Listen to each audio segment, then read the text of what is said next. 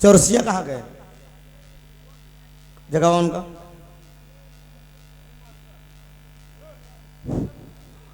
उठावा उठावा सारा पुराना कारीगर सोवत हा तब हर हर होता ही बा।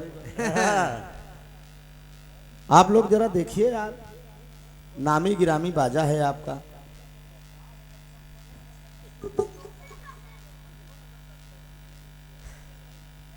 ये सब रंग बात है। ए भैया हुआ जा एक मशीन सही करा हिया कहाँ आवता आप और दिमाग नहीं काम करते बा। है राजू क्या बताए, मशीन लगे जा, मशीन लगे देखा ठीक से नहीं बोलते बा। हेलो हेलो साफ करा तनी के बढ़िया और बीच में चिनचिनाहट न दे, भारीपन खींच रहा है, जरा और बढ़ाइए हल्का से। Hello hello hello hello catching एकदम फिट कर दे भैया। हाँ एकदम इतने पे कैच करे, इतने पे। हाँ फिटिंग। हेलो ठीक है आओ चलो थोड़ा सा और पीछे ले जाए।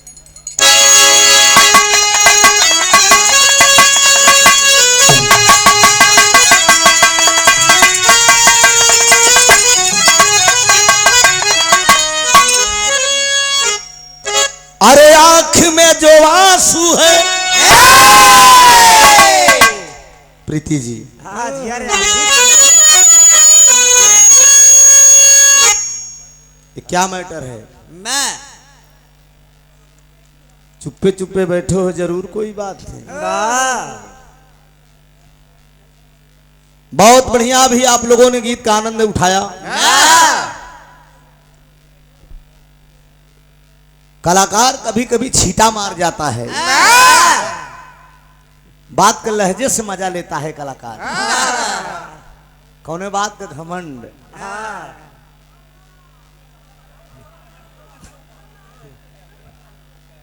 कहो ये बतावा घमंड इनके हो चाहिए कि हमके घमंड हो चाहिए? आप बताइए, खूबसूरत ये है हमसे ज्यादा ना है कि नहीं? ताली बजे एक बार।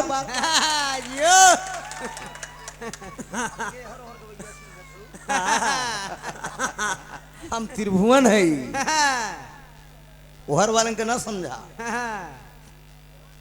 मालिक ने नूर बढ़िया। अरे यार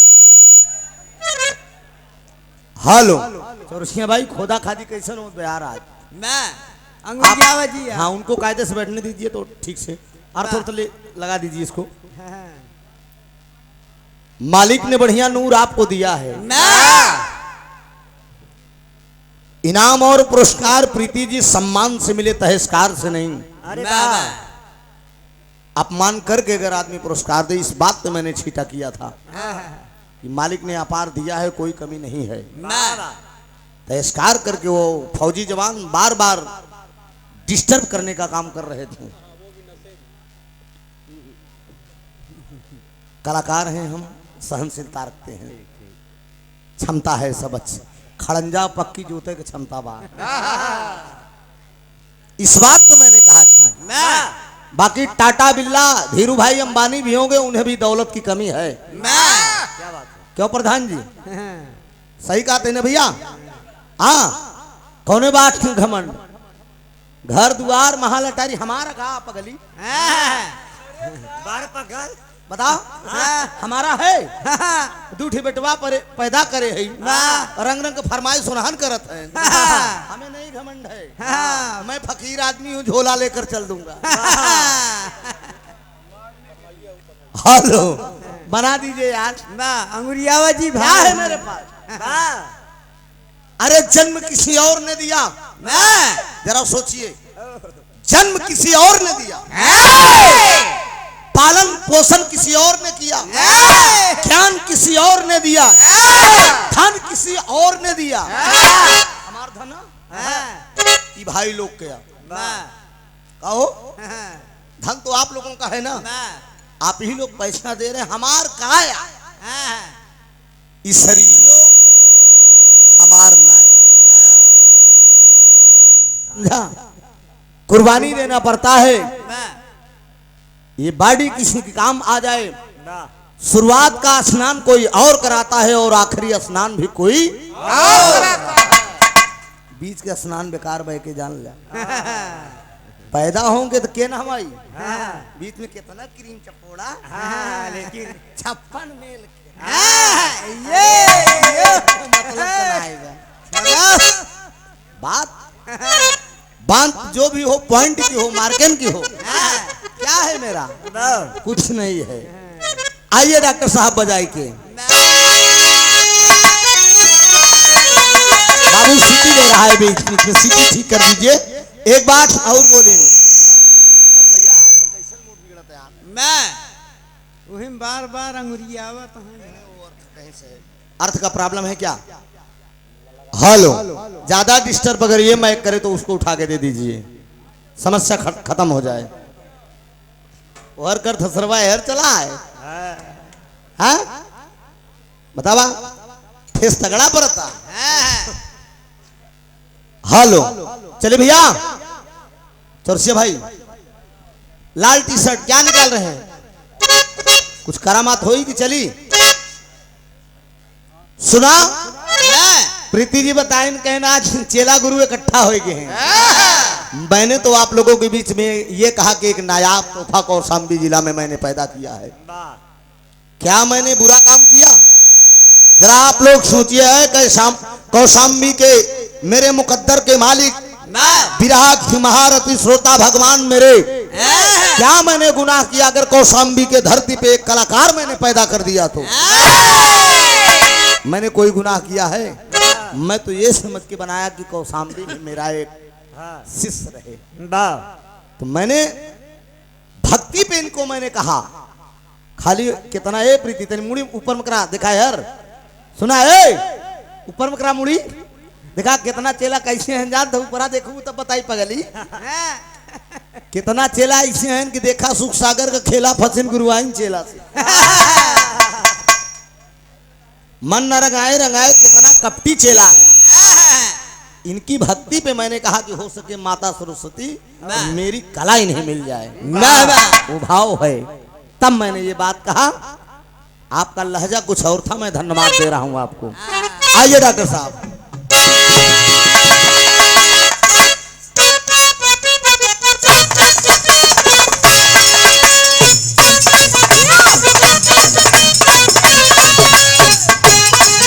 हेलो हेलो माइक डिस्टर्ब कर रहा है भैया।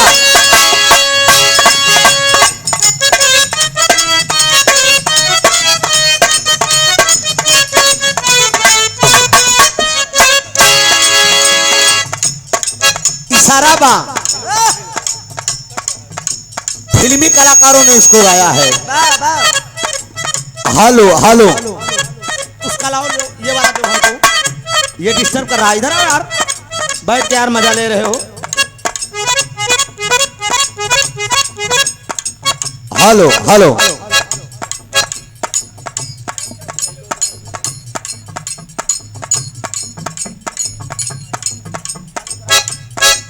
Hello hello hello hello hello को निपोर देबा का यार। Hello hello hello hello hello hello hello ठीक बोल बना। शुरुआत में जो बोल रहा था सही बोल रहा था। वोल्टेज कम है क्या भाई?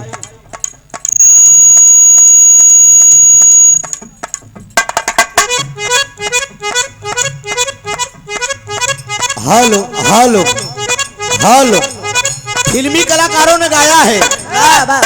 मिलो न तुमको हम घबराए।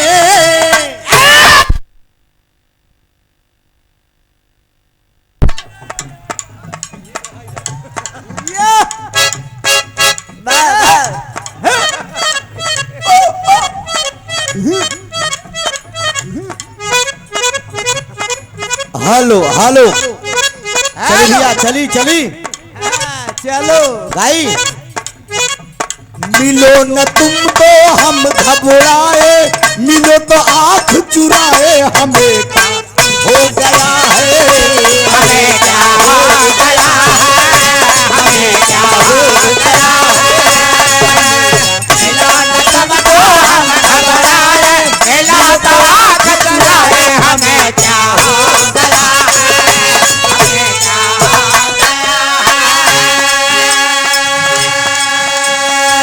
कौनो लबहर। अरे यार भैया मैक हमार बनावा।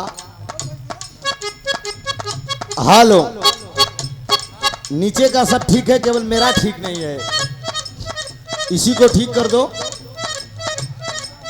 हालो शुरुआत में कोनो चीज का बड़ाई कर बड़ा खराब हो, बीच में अगर हम बड़ाई कर करे हो तो ठीक रहा। कौशाम्बी के धरती के माना जाना साउंड सिस्टम इनका है, ये काबिले तारीफ है, इसमें कोई दो राय नहीं है। हो जाता है, मैकेनिक लगे हैं बना रहे हैं। हालो कौनो लबहर अपनी प्रेमिका से कह रहा है, कैसन है हमार जान, नैहर से जब ससुरा गईलू, ए हमार पोपो, ए करेगा, ए जानू, नैहर से जब ससुरा गईलू, कई बजे दिया बुतैलू, भतार संग काका कैलू, भतार संग काका कैलू, भतार संग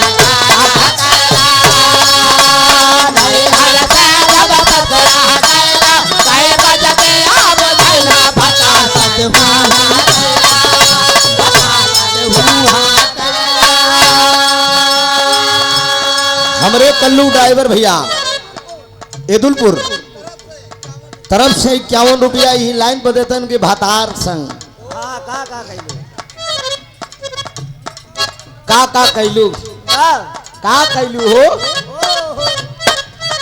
हम वही है ना, हम तोहार पुराना लबहर है, आज जब तोहार बियावा हो गए तो कैसे रहा, इशारा कर रखा, नैहर से जब ससुर गईलू, नैहर से जब ससुर गईलू, कई बजे दिया बुतैलू, भतार संग कैलू, भतार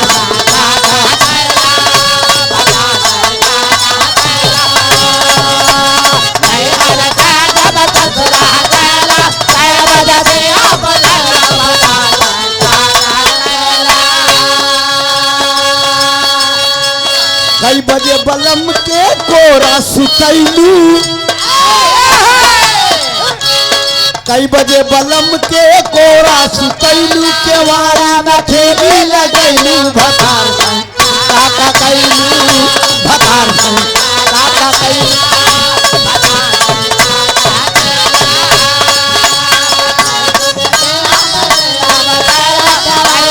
ठेली लगैलू, भतार संग काका कैलू।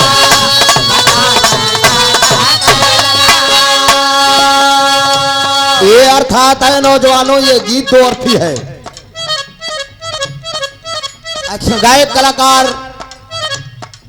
भीम भैया कोतारी पश्चिम से बहुत समाया का सम्मान अपने भाई ने मेरा किया है, मैं नमन करूंगा कौशाम्बी की धरती के बारे, कौशाम्बी की धरती ऊ लड़कीवा कहत बा, सुना,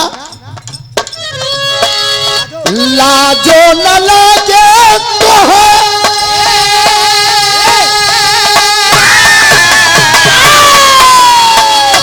लाजो न लागे हो है, पूछ गई जान बात हो, लाजो न लागे हो है, पूछ गई जान बात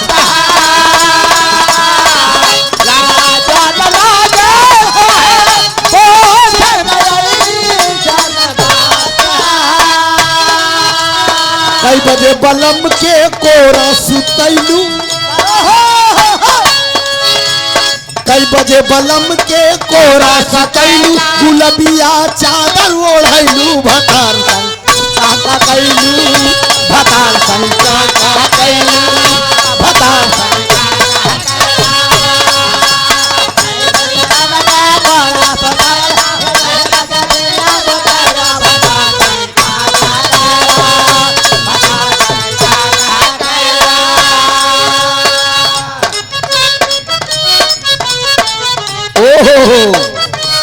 कोनो पतिव्रता मेहरारू अपने मर्द के बड़ाई कर दिया। झारस जब बाल सैया जी लागता कमाल सैया जी।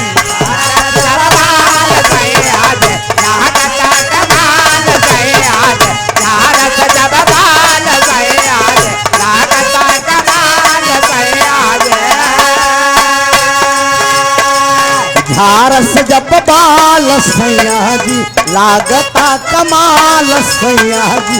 बगली से निकाल सैया जी उड़ावत रुमाल सैया जी।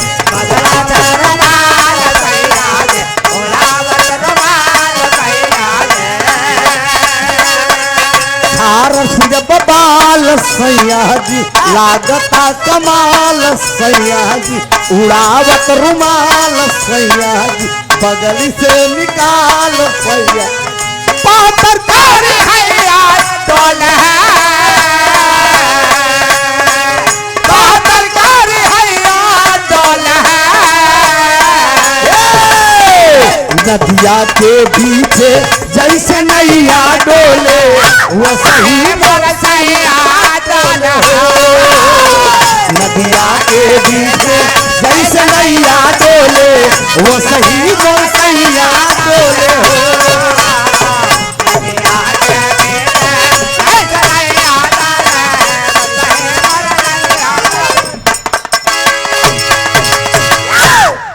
पावर ब्रेक मार सही हूं ना जब हम रोकत है काहे बरे आप लोग भागत है।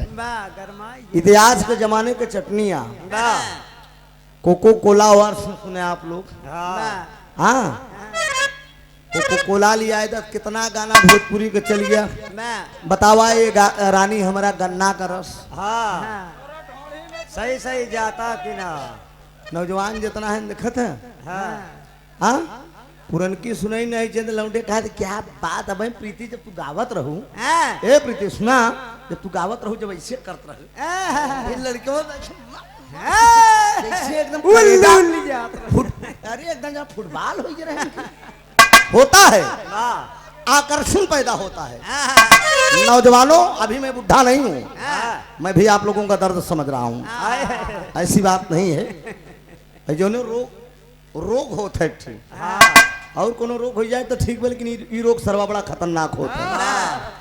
बहुत बढ़िया आप लोगों ने गीत संगीत का आनंद लिया हंसी मजाक होत रही समझा। एक कहानी याद है एक बार राजा अकबर का दरबार लगा रहा। राजा अकबर बीरबल से सवाल करें गुरुजी कहन बीरबल कहन का हुजूर कहन हमका ये बतावा दुनिया में कितना चूतिया कहन तब सरकार कहन खाली चूतियन के पहचान कराए दे बस कहे सरकार एक बड़े टाइम चाहिए। कहा ठीक बा 4-6 दिन ले कोनो दिक्कत नहीं बा। सुबेर भा बीरबल बाजारे में पहुंचे ने बाजार में मोची बैठा रहा वो मोची से बीरबल कहन खाली दूठी जूता बनाए दे खाली दूठी जूता तैयार कर दे और में ऊपर वो चांदी वाला लगाए दे। बीरबल करन का ओका मुड़े पे धई के चला जात रहे। दू जने मिलन कहन कहन कसो एक ही जुतवा का है मुड़वा बधरे यहाँ कहन एक तो के पता ना आई बे ई जूता हमका सीधे यमराज देहन है।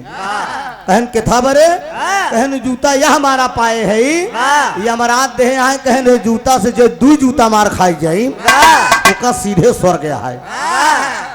प्रधान जी खाली यह जूता से जो 2 जूता मार खाई जाई ओका सीधे स्वर्ग है।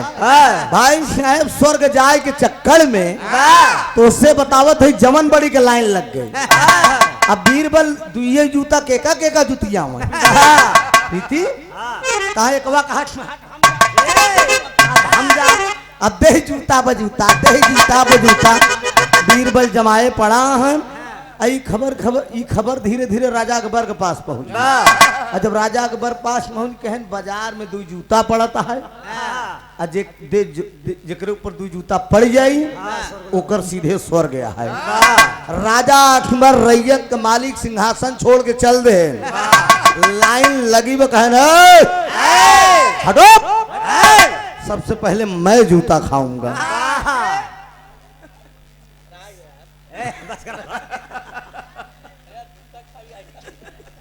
अरे यार राजा अकबर का बात हुआ।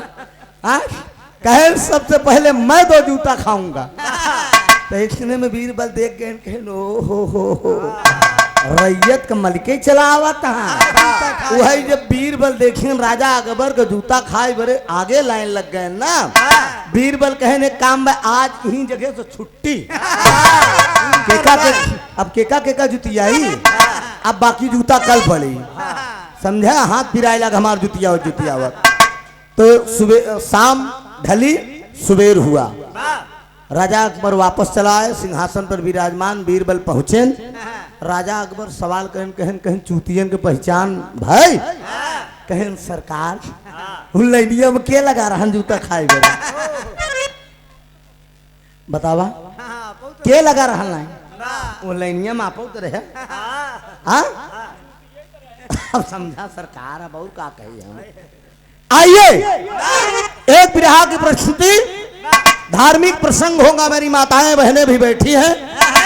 एक मौके के गीत मिल जाए। बिरहा का फरमाइश हमारे शिष्य सुरेंद्र का बा। गुरु जी बड़े दिन के बाद ये बिरहवा आप गाए थे, थोड़ा सा कंठस्थ हो जाए हम के। तो बड़ा पुरान बिरहाया, लेकिन दद्दारामधार के जमाने की लाइन है। और कौशंबी की धरती पुरानी लाइनों को बहुत पसंद करते हैं। बिरहा का खाटी पहचान यही होती है। बाकी यह निकल जाते चिल्लाए के वीर रस कांड में काम तमाम। धार्मिक प्रसंग होगा हमारे जो नौजवान बैठा है चिंता न करे। तुहरो लोग की व्यवस्था है माँ बाप, बीच में टेबलेट मिलत रही। हाँ एनर्जी मिलत रही, चार्ज होत रहा, डाउन बैटरी ना हो। आइए डॉक्टर साहब।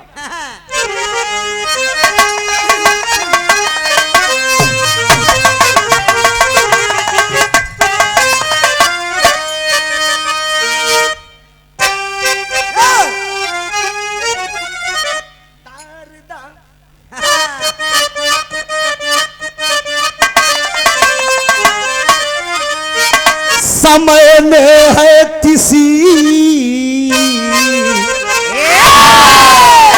समय ने है किसी को अब छोड़ा नहीं।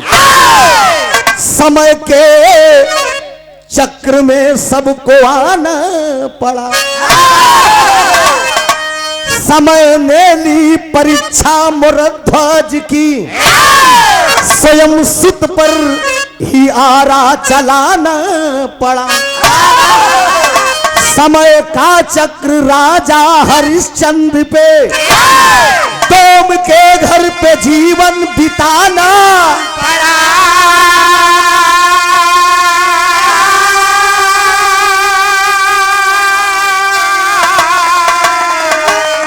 अरे समय का चक्र राजा दिलीप पर सुनो, सुत के कारण ही धूमि रमाना पड़ा।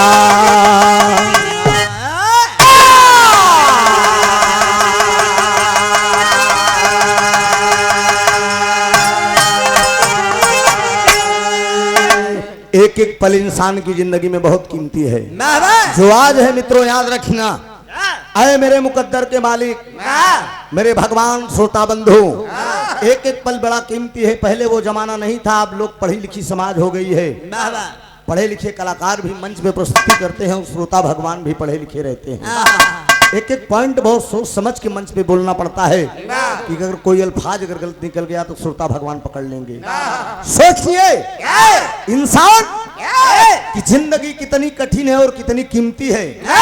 बहादुर जो जवानी पहले थी अब नहीं है, जो खून पहले था बॉडी में अब नहीं है। तो यार हम आपको चाहिए कि कुछ अच्छा नेक काम करें। तरज के लाइन बा,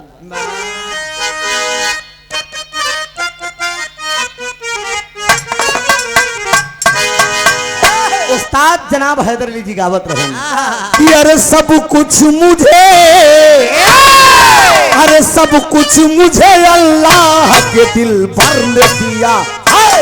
सब कुछ मुझे अल्लाह के दिल भर ने दिया।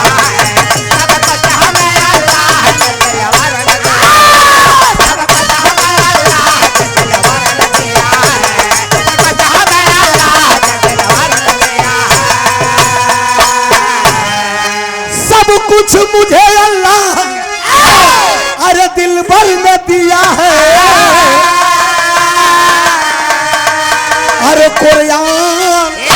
अरे कुरान मदीने के पैगंबर ने दिया है, कुरान मदीने के पैगंबर ने दिया है।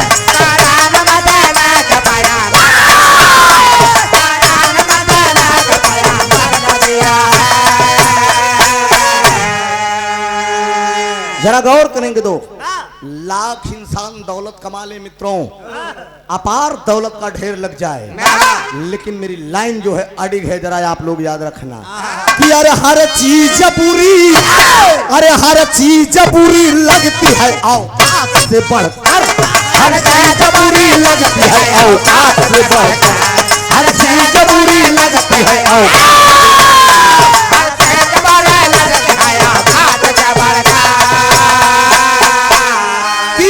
हर चीज बुरी लगती है बाबू औकात से बढ़े, अरे कुछ भी नहीं, अरे कुछ भी नहीं संसार में औलाद से बढ़कर, कुछ भी नहीं संसार में औलाद से बढ़कर, कुछ भी नहीं संसार में औलाद से बढ़कर।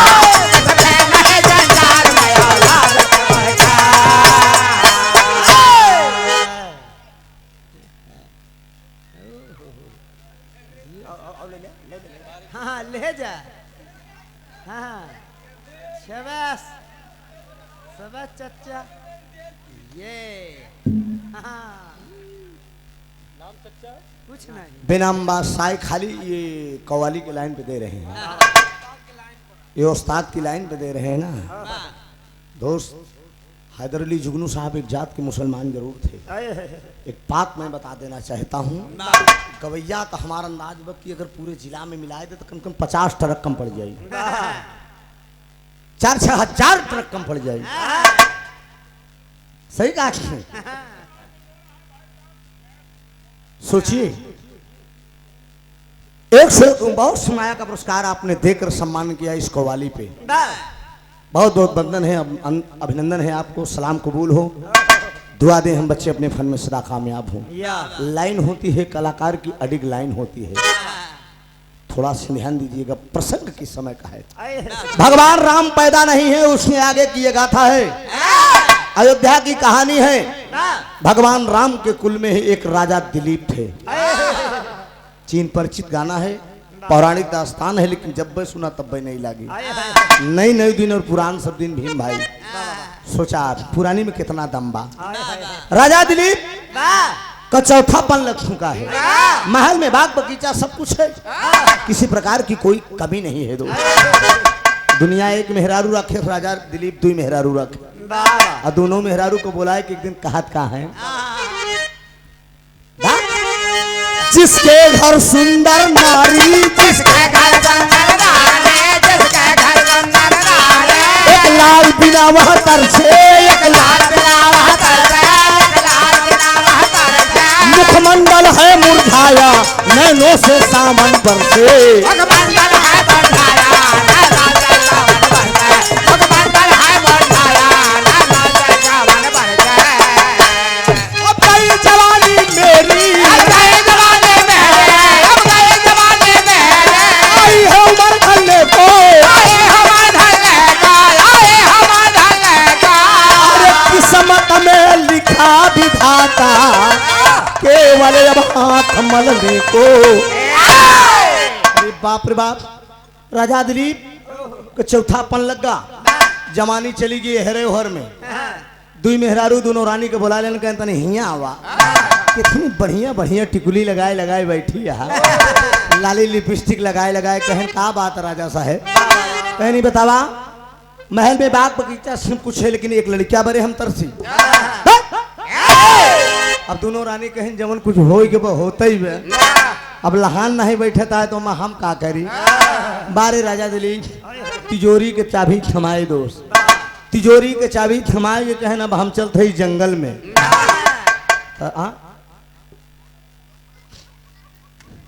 क्या करते हैं? अच्छा मस्त है, लड़कियां है ना, अभी बचपना है। ए प्रीति, कौनो समय तुम ऐसे करते रही हो? हमहू करते रहे हम तो अच्छे करते हवा कीड़ा निकाल बचपना ऐसा होता है। अभी इनको ज्ञान नहीं है, बच्चे हैं। हाँ अभी दर्द वही जान सकत माइन बाप जान सकत है। अब एक हम समझत है ना, हमार नान नान का देला इसे रहे न। हाँ पापा ई काया, पापा ऊ काया, ई बेटवा गाल आता है, बतावे पड़ा सब इया जान ला। सब बढ़िया ट्रेंड करे पड़ा ताकि फेल न हो। ध्यान दा बोल दिए तो बात तो प्रीति है कि थोड़ा से आप सबके मनोरंजन के हिसाब समझा, चाहे ज्ञानवर्धक बात समझा। ध्यान दे आप तिजोरी के ताबीज थमा दिए। मैं जंगल में जा रहा हूँ। रानी कहा कि था बरे, कहा हम तपस्या करे जाते। हर जगह लाइन बताता है।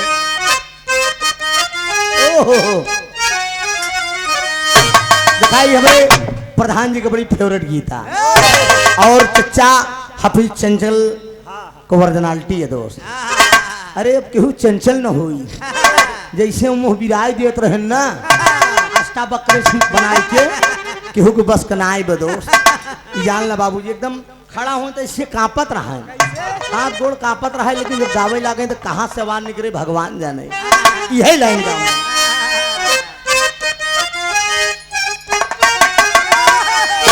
कहे हम गवनवा नहीं जा, अरे हम गवनवा नहीं जाब कि हम गवनवा नहीं जा। अरे नई नई प्रीता लगाला आहिरा नवा, हम गवनवा नहीं जा। नई नई प्रीता लगाला हम गवनवा नहीं जा। नई नई प्रीता लगाला आहिरा नवा, हम गवनवा नहीं जा। हम गवनवा नहीं जा, हम गवनवा नहीं जा, हम गवनवा नहीं जा। नई नई प्रीता लगाला आहिरा नवा, हम गवनवा नहीं जा।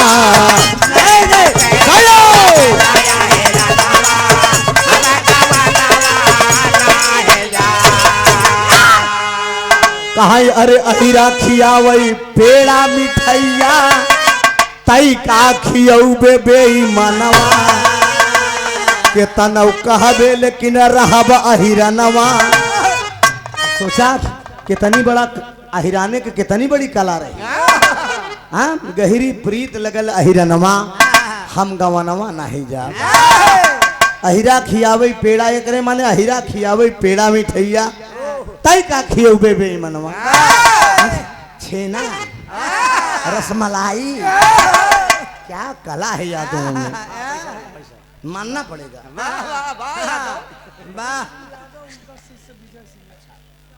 गायक कलाकार भीम सिंह यादव जी, उनका शिष्य विजय बहादुर विजय सिंह, अच्छा विजय सिंह यादव।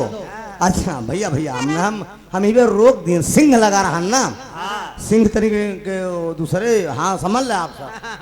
तो भैया की तरफ से 51 रुपया बहुत बहुत प्रणाम बा, आशीर्वाद की परीक्षा। उस्ताद का पलट दे दोस्त तो कहा सुना, कहे हम गवनवा लइके जा,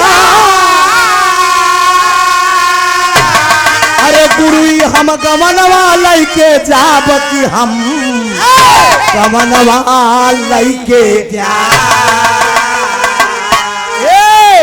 अरे केतनौ करबू आज बहानवा, हम गवनवा लइके जा।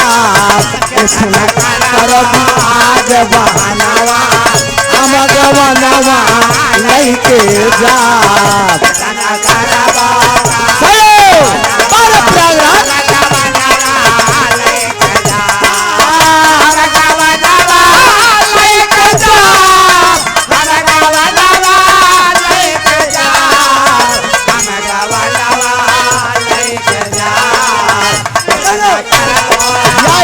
चंचल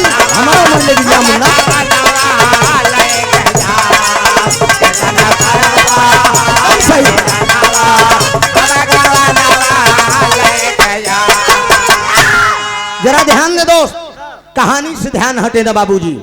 बारे राजा दिलीप अपने दोनों रानी की तिजोरी के चाबी थमाई दिए। चाबी थमाए के बाद कहन हल्ला अब हम जंगल में जाते हैं।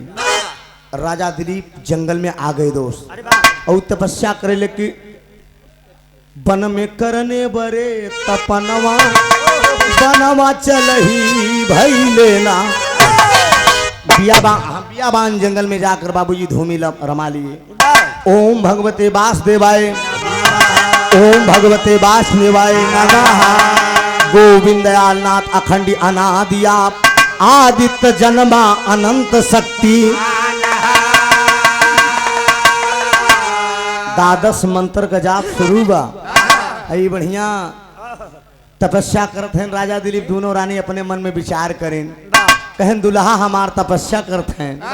अब हम दोनों जन ही जंगल में रह के का करब। चलब कम से कम उनकर सेवा करब हो सके कुछ मेवा। और दोनों रानी चल दीन दोस्त। आज जब दोनों रानी चल दीन तो हर से भृगु मुनि चलावत रहे। अब भृगु मुनि के देख दोनों रानी राजा दिलीप के कहन मुनि जी तो मुनि जी आशीर्वाद देते हैं कहन पुत्रवती भाव पुत्रवती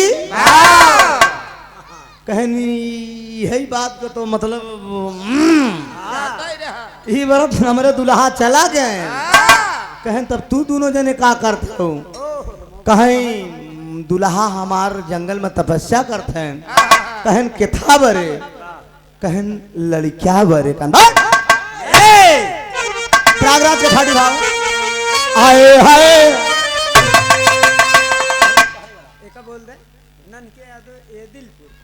नन के यादव जी आप एदिलपुर से 51 रुपया बहुत बहुत प्रणाम। नमस्ते भैया का लगा बेटा वही हमारे साथ कहा अरे दुल्हन हरा दोबारा आई गयू काहे बदे। अरे दुल्हन दोबारा आई गयू काहे बदे। उहई बेटवई बिना दोबारा आई गयू काहे बदे। बेटवई बिना दोबारा आई गयू काहे बदे। यही हो अरे बाबू राम जी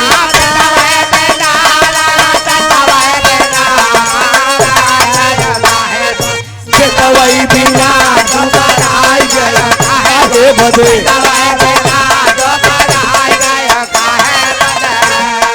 ओहर राजा साहेब तज के गईले महलिया। ओहर राजा साहेब तज के गईले महलिया। तू ही दूनौ रानी धैलू बनवा कई डगरिया।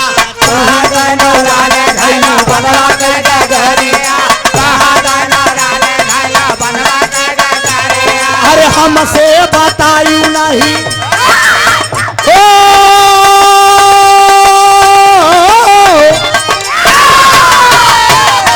हमसे बतायू नहीं इतनई दीना दोबारा आई गयू बेटवई बिना दोबारा आई गयू काहे बदे। हमसे बताओ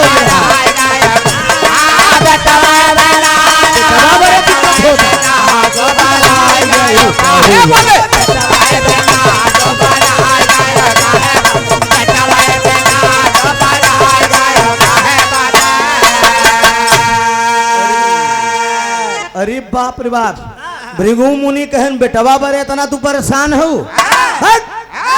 बेटवा का हम देव हम तो का दे टेंशन न ला।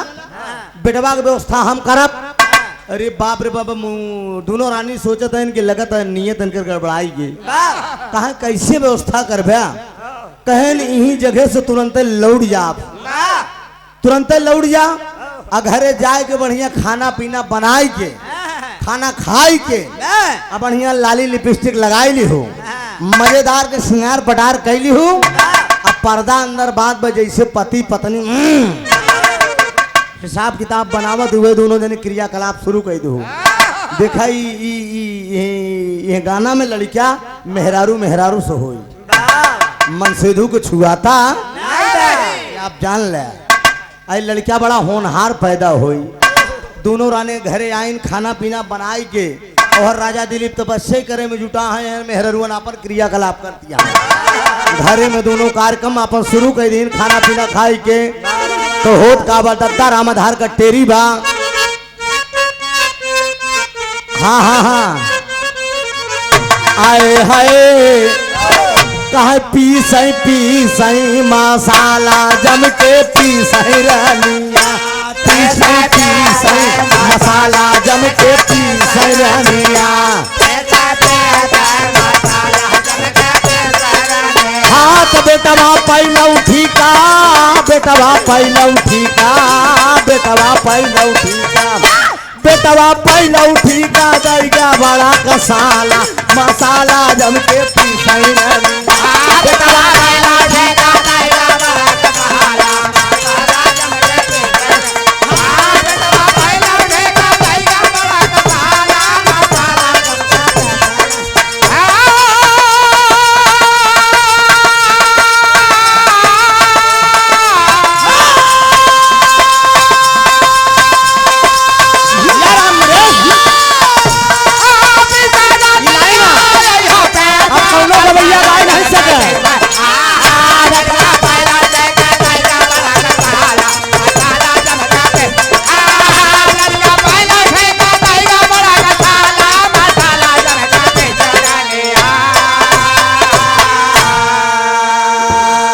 लड़किया पहल बेटवा पहले उठी का दैगा बड़ा कसाला मसाला जम के पीसे रहनी है।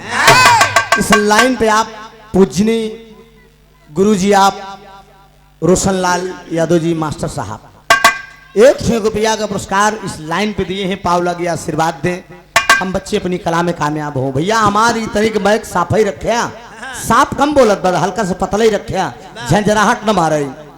ये बतिया ध्यान दे दोस्त पीछे से बड़ा प्रसाद रूपी पुरस्कार कार्यक्रम के अग्रज हमारे पूजनी बड़ा मान सम्मान मिलता है आदरणीय मान सिंह यादव प्रधान जी थामा अलावलपुर से। दुनिया में बहुत प्रधान प्रीति टहर के देखे होंगे, बतिया मारत हूँ लेकिन दूसरे हिसाब से मार देते हूँ। कहूँ अब प्रीति बताएं कहीं फोन पहुँच जाए प्रधान जी चाहे जौने गवैया के लिए, मैं आपको भी धन्यवाद दूंगा। प्रधान जी के भावनाओं को आप भी कदर करती हैं। दुनिया का कोई भी कलाकार हो, हर कलाकार प्रधान जी की भावनाओं को कदर करता है। जो एक बार प्रधान जी से मिल लेगा और इनके सानिध्य में अगर प्रोग्राम कर लेगा, हमार बात दिन करा हमका तो 10 साल होगी। भगवान जाने माता सरस्वती इस बात की साक्षी है। दो हमका 10 साल हो गया थामा अलावलपुर में गावत। होली के ठीक दूसरे दिन प्रधान जी के दरवाजे पर कार्यक्रम होता है। 4-4, 5-5 गवैया रखा थी। हम प्रधान जी से दाएं मोबाइल पे पूछे, हम कही बतावा तू अपने मर्जी से हमका बुलावत है कि लोग कहा थी नहीं यार, जब चर्चा होती तो सब लोग कहते चाहे 10 गवैया बोला लेकिन त्रिभुवन को जरूर रखना। हमके कहे ये कहा टक्कर कटता है सरोजवा से मजा आ जाता। हम गवैया है, जहां जैसा तहां तैसा ना बूझे तो मरद कैसा कहो, जहां जैसे चढ़वाओ तो चढ़ ले।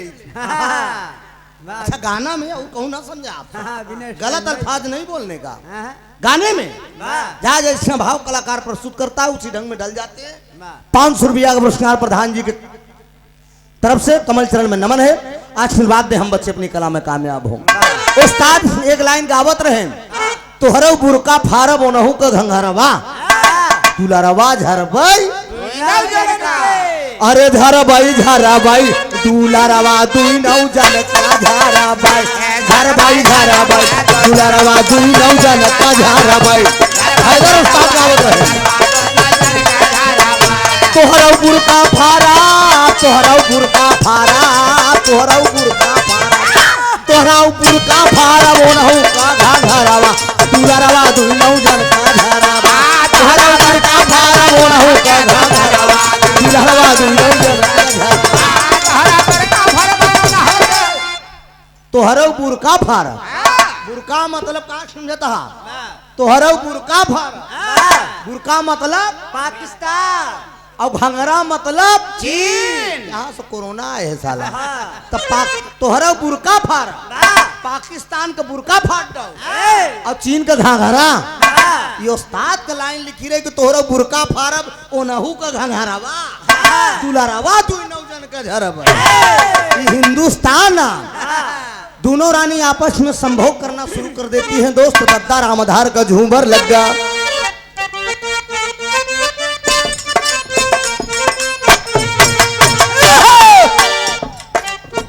तो उल्टा पुल्टा कई के पेट की दुई नौ कैलिन कठिन करे।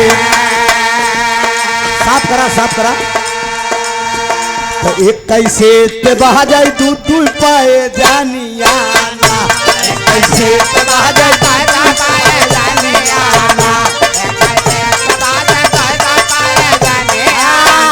पाए जानिया ना हो पाए जानिया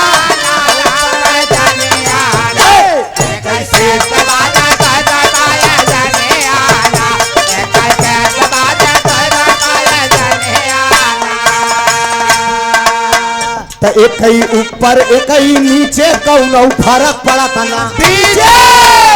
गाड़ी खींचे जात बा मुनिवर का बचानिया ना। गाड़ी खींचे जात बा मुनिवर का बचानिया ना। हेलो हेलो छूटई लगा पसीना माथे दुई नौ थक गई एक साथ। छूटई लगा पसीना माथे दुई नौ थक गई एक साथ। हाथे तबौ न लागल तिल भर सोना चानिया ना। हाथे तबौ न लागल तिल भर सोना चानी।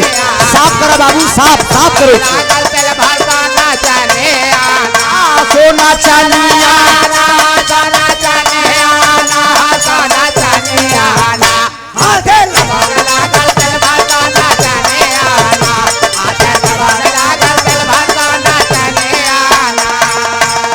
बड़की बहुत लेस आंगड़ाई।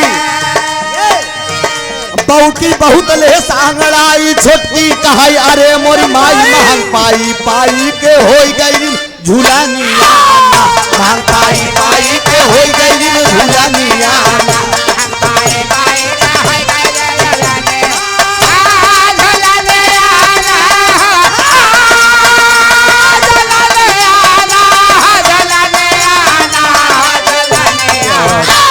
पाई पाई के होई गई झूलानिया ना। महंग पाई पाई के होई गई। आदरणीय सत्यनारायण यादव जी यहीं के निवासी हैं। 101 रुपया का पुरस्कार पाँव लगी। दोनों रानी आपस में करके बाबूजी हिसाब किताब बना लिया। बड़की के रज निकला भाई छुटकी के तनगवा समाई। सगर अंगहाई झरगी सफल भई जिंदगनिया ना। ए मुन्ना ना बोला बेटवा शांत रहा। कोनो बात नहीं बे लड़किया है। ये बचपना बड़ा अंड बंड हो गई करत है। समझा आबा देखा ए ते गुटका खा देगा हाँ लागत बा ओट झुराना है तो ओट जो लड़किया बचपन में खाते उनको ध्यान दो ओट झुराई जाता है। सब बात ज्ञानवर्धक का ध्यान दा। बड़ी रानी करत छोटी रानी करत जाए के बड़ी रानी के प्रवेश नहीं जाए। और बाबूजी मामला धीरे धीरे इहर उहर हो गया। आए हाय अरे बदन पियर आएगा। अरे बदन पियर आएगा वही गोर होइगा भारी। बदन पियर आएगा गोर होइगा भारी। बदन पियर आएगा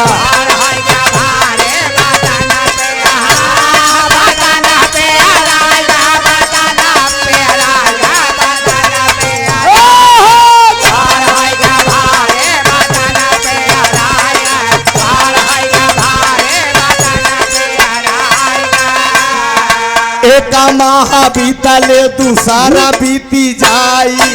एक माह बीतले दूसरा बीती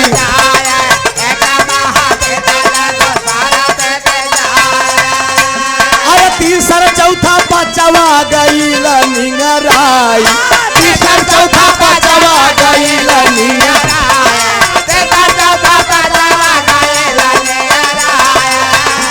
अरे छठे महीनवा में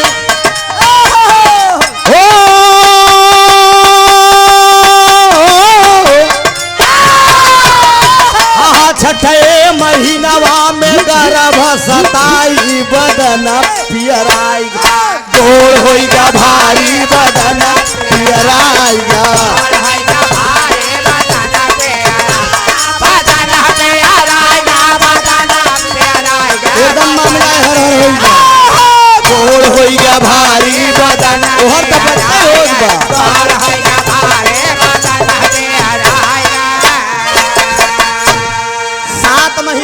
गया, 7 महीनवा में रहा नहीं जाई, 8 महीनवा में गर्भ कहा अरे नवे कविता दई, अरे होई गे ललना हजारी बदन पियर आई जा।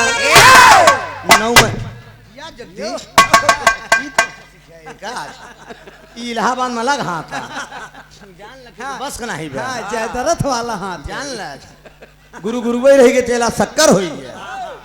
ध्यान दे दोस्त, 9 महीना बीते के बाद एक लड़का पैदा हो गया और राजा दिलीप और तपस्या करता है, मन से धू घरे नहीं मेहरारू के लड़का हो गया। लहरी उस्ताद एक कैसेट गाए रहे कि बनायु बा किनारा सुंदर एक ललनवा लेकिन ईमानवा बचा के सुंदरी, लेकिन ईमान भी बचना चाहिए। एक लड़के रहा है, बगीचा रहा है, इनारा रहा है। अब वह राजा दिलीप तपस्या करता है, यहाँ लड़का हो गया। राजा दिलीप तपस्या करे में जुटा, धीरे धीरे 2 साल के दिन बीत गया और लड़का मासे को लोथड़ाई रहा, जहर मीच खून के लेटाई दे हो रही पड़ा रहा है, तनके करे अंदर हड्डी उड्डी रहबन में, चूंकि औरतों के संभोग से हुआ था, रजरस में वो लड़का हुआ था, केवल मासे को लोथड़ा रहा। दोनों रानी आपस में विचार करके का करबई का कर, एका लई चलते ही भृगु मुनि के कुटिया के पीछे लटाए के चली आओ। भृगु मुनि के कुटिया के पीछे जब लटाए के चली आई तो भाई साहेब कुटिया के पीछे वो लड़का पड़ा के यहाँ कर मासे के लोथड़ा तरह भाई भैया दाढ़ी वाले, हेलो क्या है आप बच्चे के साथ आप क्यों लग रहे हो? आप यार शादी ब्याह हो चुका हो, 1-2 लड़किया के बापो हो चुका हो गया। हाँ 10 लड़कियां हैं तो बड़ी तरक्की करे है, इतनी उम्र तो भाई झुरा नहीं गया है। भाई इंडिया की टीम करता है जब सर हाथ उठिए और कहले बस ए बाबू हर लड़किया पड़ा बा इतने मोहर अष्टावक्र मुनि चलावा था। अष्टावक्र मुनि भाई साहेब एका जाल 8 टेढ़े के रहे नहीं,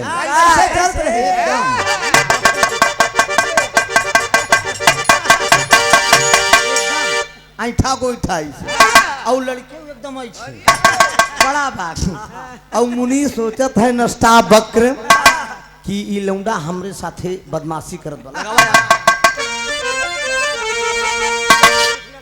अरे बाने हम आए हाय,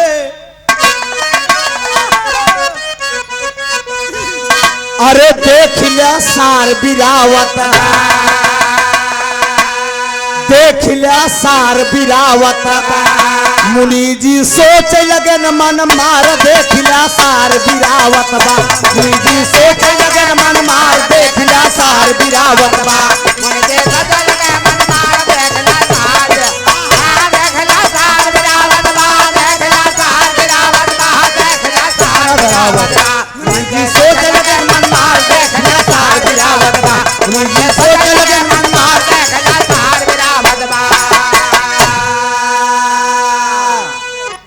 हमरे बलवंत सिंह भैया की तरफ से 60 रुपया बहुत बहुत प्रणाम आशीर्वाद की परीक्षा है। अष्टावक्र मुनि हुए करत का है बाबूजी, कहा टेढ़ हो गया तो सोझ हो जाई, सोझ टेढ़ हो। अरे ये तना कही के मुनिवर जी, अरे अब देहाले मंत्र जमाई, देख लिया सार बिरावत ललिका के अब बनी गया काम, देख लिया सार बिरावत बा। लड़किया गुरुजी टेढ़ रहबई बे, श्राप आशीर्वाद दोनों लहाई देन, कहे अगर टेढ़ हो बे आज से टना टन हो जाए, आ कहूँ टना टन हो के हम कैसे करते ऐसे रह गया का जाने रहा। श्राप आशीर्वाद दोनों लहाई दे दो और लड़किया टेढ़ रहबई बे, मासे को लोथड़ा रहन, मेहरारू मेहरारू के संभोग से भरा हन, और भाई साहब एकदम हड्डी आएगी एकदम टाइट हो गया। ए बिटिया ए बिटिया माँ भैया ना आजा मौत पप्पू ना बिटिया ना सवेरे तो का टाफी दे, लेकिन बोला दिन अरे वाह देखा पगली लोट ही गई, हमका टाफी मिली। शांत करावा इनका जो बालक बोल बयार जो कार्यक्रम में लड़कियां बैठ जाए वो हो करते हैं। बस बस ए नन की शांत रहा बिटिया, सवेरे टाफी देव तो का बोलू जिन ध्यान दार यार बाबूजी मासे को लोथड़ा रहने एकदम हड्डी आएगी और लड़कियां एकदम टाइट होके खड़ा भा। अष्टावक्र मुनि और भृगु मुनि को चरण स्पर्श किया। दोनों जने लिया के राजा दिलीप के घरे आए। दोनों मेहरारू एकदम बढ़िया चमचमात बैठी अजोरिया के आमे के फाकी जैसे आंखी ले एकदम कहे दुल्हन न रहिया ये आराम सोलरी न रहा कहन का बात मुनि जी का बात है कहन दिखाई लड़कियां जवन तू लोग पैदा करे रहो कहन हमें थोड़ी क्यों पैदा करे रहे हमार लड़के बाद टेढ़ टाड़ रहा कहन तू टेढ़ पैदा करे रहो हम सोच कही दी सोच करे वाली जुगाड़ हमरे लगे बा कहा अच्छा राजा दिलीप के पास खबर गई कि तोहरे दुल्हनी के लड़किया भा है। राजा दिलीप दौड़ के आए बाबूजी भृगु मुनि से पूछने लगे कि मुनि रानी से पूछे थे कि बच्चा कैसे पैदा हुआ। भृगु मुनि बता दिए कि मेरे आशीर्वाद से लड़का हुआ है। तुम्हारी रानियां निर्दोष है कोई दोष नहीं है न कोई कलंक है इनके ऊपर। पकड़ को कर बाहर नोचता है बोल दिए कहा सुनो राजन तुम्हारी रानी का कोई दोष नहीं है। वही राजा दिलीप गाना एकदम करीब है दोस्त केवल 5-7 मिनट का प्रसंग और बचा है और आखिरी निष्कर्ष क्या निकलेगा। राजा दिलीप भृगु मुनि से बोल दिए कहन मुनि जी अगर तोहरे आशीर्वाद से ही लड़का पैदा भा तो यह लड़का का नामकरण आप ही करबे।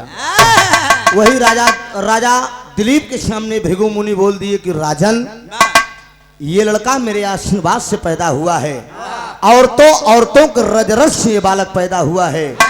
मेहरारू के भग भग से लड़का पैदा हुए इसलिए इस बालक का नाम जाकर मैं भगीरथ रख रहा हूं।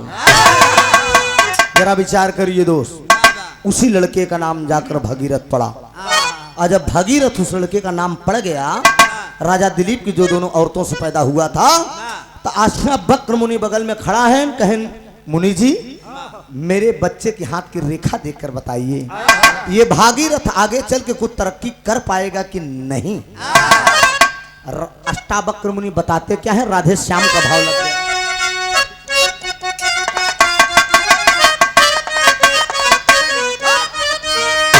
अरे जो काम किसी ने किया न है जो काम किसी ने किया न था कोई नहीं से कर पाएगा कोई नहीं से कर पाएगा। वह काम करेगा राजकुमार त्रिभुवन में नाम कमाएगा।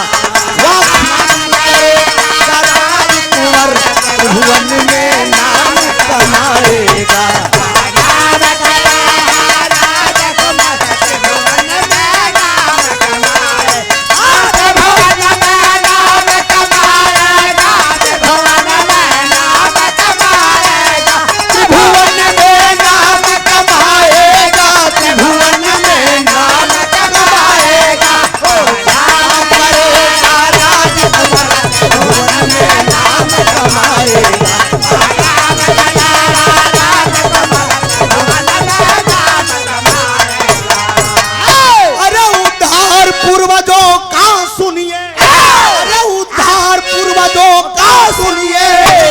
इसके हाथों होने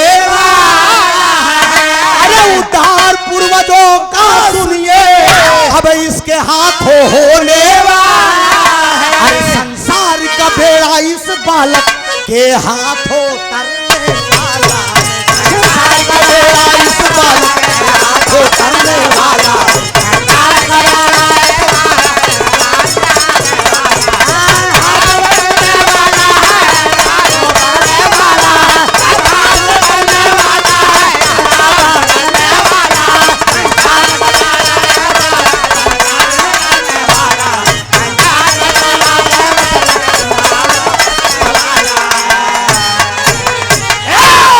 अष्टावक्र मुनि बोल दिए कि जो काम किसी ने किया न था और कोई नहीं से कर पाएगा।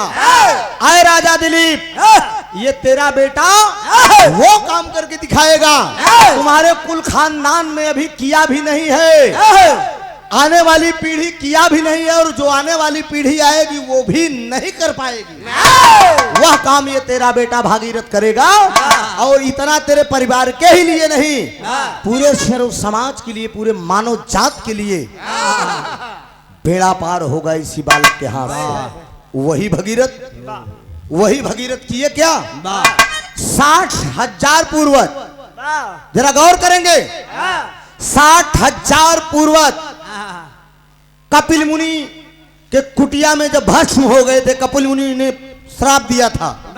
60,000 पूर्वज जब भस्म हुए कपिल मुनि के श्राप से, उन लोगों का तरतारण करने के लिए अभी प्रीति जी ने बताया ना कि 13 दिन ये आत्मा भटकती है। 13 दिन आत्मा भटकती है, लेकिन बाबूजी आत्मा कब तक भटकती है? जब तक उसका पिंडदान वगैरह नहीं होता, पूरा क्रियाकलाप नहीं होता। मृत्यु भोज आए समाज से लोगों, गीता में भी लिखा है कि मृत्यु भोज करना अच्छी बात नहीं है और मृत्यु भोज खाना भी अच्छी बात नहीं है। सोचिए, धरती पुत्र नेता मुलायम सिंह जी अपनी जमाने में, अपने कार्यकाल समय में ही सैफई में तेरही का आयोजन बंद करा दिया था। आज तेरही करना, जीते माई बाप को पानी ने पूछा और 10,000 20,000 मनई के बटोर के खाना खिया, ये अच्छा नहीं है। आत्मा तब तक भटकती है जब तक आप पूरा क्रियाकलाप नहीं करते हैं। महाबाभन वगैरह बुलवा के आप पूरा कर्म करिए, पूरा उस काम को पूरा करिए, दाग वगैरह को, वो सच्ची चीज है। बुजुर्गों का तभी तरतारण होता है। और पूर्वजों का तरतारण करने के लिए वो भगीरथ किए क्या? जो 60,000 पूर्वज मर गए हैं, उनकी आत्मा जगह जगह पर भटक रही है। जैसे आज ये हमारे प्रधान जी के भांजा साहब, प्रधान जी अमित यादव जी अपनी दादी की तरह ही करके और पूरा कार्यक्रम करके उनकी आत्मा का शांति देने का काम कर रहे हैं। उसी तरह से ठीक भगीरथ 60,000 के पूर्वज की जो आत्मा भटक रही है, ये बिरहा भी मेरा एक तेरही के मौके पे भी मतलब छू रहा है। 60,000 पूर्वजों का इधर तरतारण करने के लिए भगीरथ क्या कर रहे हैं? एक हिमालय की गुफा में जाकर तपस्या शुरू करते हैं। तो कहना है,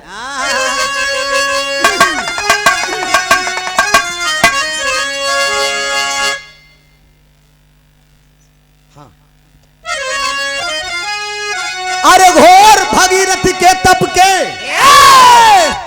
अरे बरदनवा दुनिया जानिया, अरे घोर भगीरथ के तप के बरदनवा दुनिया जानिया, अरे धरती पे गंगा का भाई अवंगा दुनिया के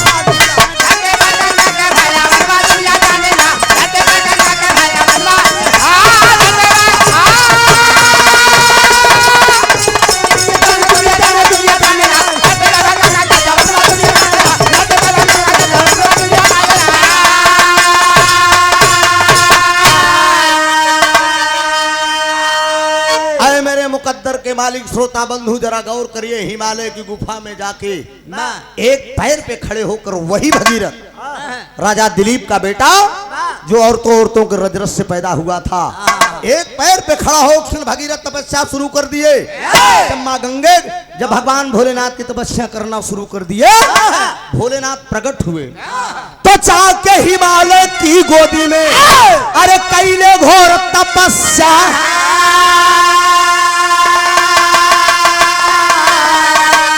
अरे प्रकट हुए ब्रह्मा जी बोले अब तोहरा का मन समस्या,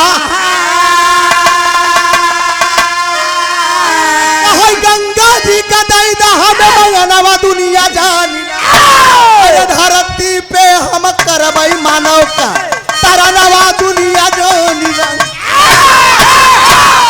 जरा सोचिए, ब्रह्मास्त्र ने बोल दिए अपनी कमंडल से गंगा जल को छोड़ दो, मैं ले जाऊंगा धरती पे। ब्रह्मा जी बोले कहें गंगा ऐसे ना जाइए, मेरी माताएं बहनें भी बैठी हैं। सोचिए, गंगा स्नान करने के लिए जाती हैं। गंगा जी कब आई थी धरती पे? ये ब्रह्मा जी के कमंडल में थे। भगीरथ गंगा जी को ले आने का प्रयास कर रहे हैं मृतलोक पे। कहा छोड़ दीजिए। ब्रह्मा कहें छोड़ दे धरती फाट जाई, धरती चरचरा के फट जाई। कहें तब कैसे हो? कहें शंकर की तपस्या करो, वो अपने जटा में ले सकते हैं। भोलेनाथ की तपस्या किए, भोलेनाथ अपनी जटा में लिए, जटा में लेने के बाद ऐसे एक बाल उलझे। जब एक बाल उलझे तो भगवान भोलेनाथ भगीरथ से बोलो कि अरे भगीरथ जाओ, आगे आगे तुम जाओगी, आगे आगे तुम जाओगे और पीछे पीछे गंगा जाएंगी।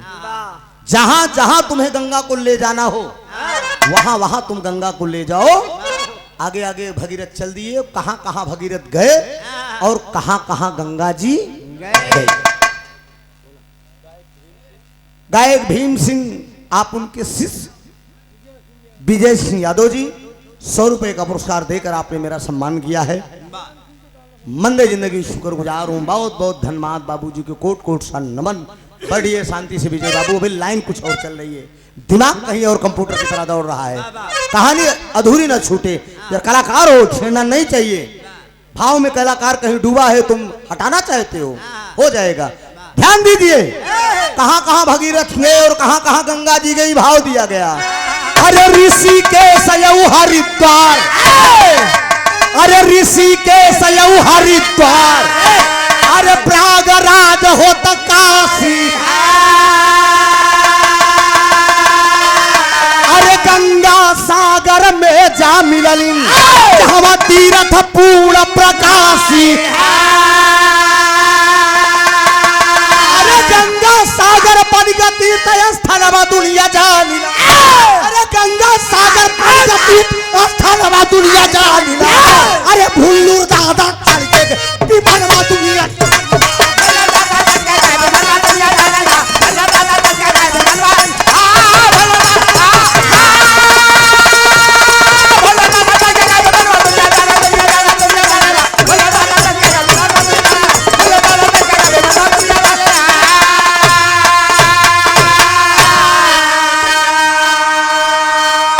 सबसे पहले भगीरथ ऋषिकेश गए, ऋषिकेश के बाद हरिद्वार गए, जहां पे धरती पुत्र नेता मुलायम सिंह के अस्त कलश लेकर माननीय अखिलेश जी गए थे।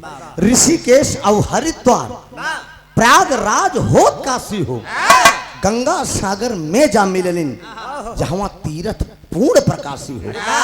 सब तीर्थ बार बार, लेकिन गंगा सागर एक बार। यहाँ तक माँ गंगे गई, हरिद्वार में जाकर समाहित, गंगा सागर में जाकर समाहित हो गई। गाने का यही भाव था।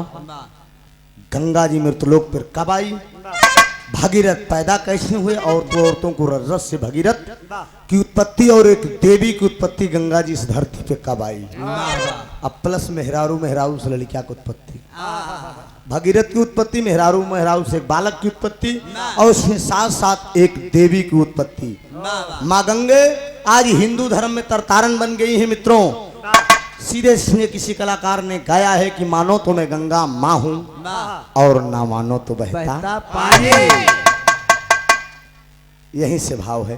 स्वामी गीता अनंत भय भुल्लूर तय दिए कोतारी, रावधार हैदर अली जुगनू गईले स्वर्ग,